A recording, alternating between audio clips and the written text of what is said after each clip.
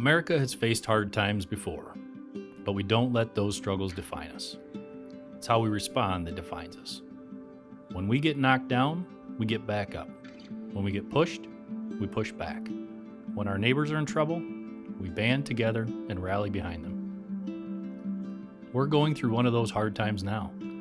The coronavirus threatens not only our health, but our way of life. It has already impacted the labor force in every American industry: healthcare, automotive, food service, travel, and trucking, pushing everyone to their limits. In times like this, it's easy to have an every man for himself attitude, but that way of thinking will only accentuate the economic impacts of this pandemic crisis. We need to look out for each other. Industry experts have indicated how critical it is for the U.S. to maintain a strong supply chain to combat this crisis.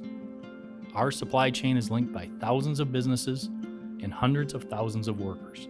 The American trucker is the strongest link in that chain. Day after day, night after night, they keep pushing forward. We ask that you think carefully about your business decisions during this difficult period and how they will affect your industry partners, your customers, and the American people overall. America depends on the trucking industry to support our way of life. Truckers need everyone's help, as many of their normal support systems have been disrupted. They're dealing with roadblocks, closed fuel stations, rest stops, and restaurants.